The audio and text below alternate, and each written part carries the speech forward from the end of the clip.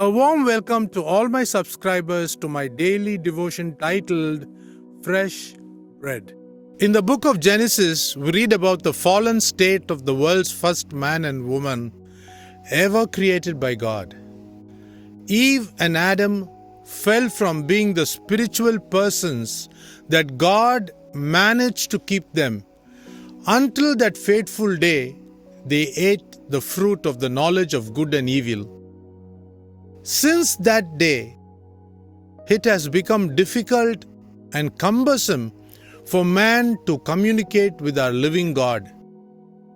The process of hearing from God became much easier in the New Testament after Jesus died, rose again, and ascended to heaven. The Holy Spirit was poured upon all flesh that gathered in the upper room. We read this in Acts chapter 2, verse 4.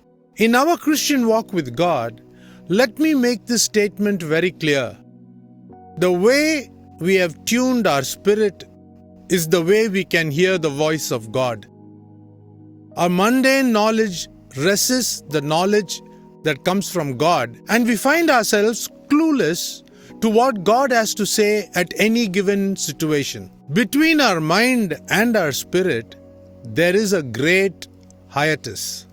Adam and Eve had moved into a certain knowledge for the first time that was not from God, but from the God of this world, as Paul describes in 2 Corinthians chapter 4, verse 4. By default, we all move in this knowledge without much effort.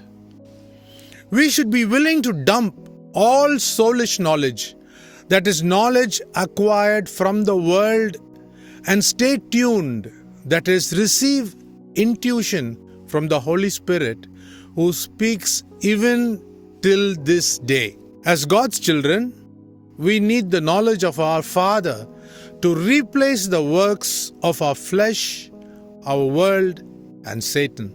Remember, the distance between heaven and hell could be the distance or the hiatus, the big gap between our human mind and the Spirit of God residing in our human spirit.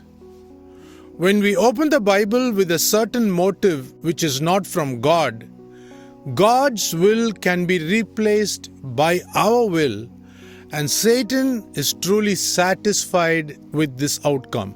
Our will gravitates towards success in the ministry, but God's will guides us to inherit heaven. Think about it. Have a great day.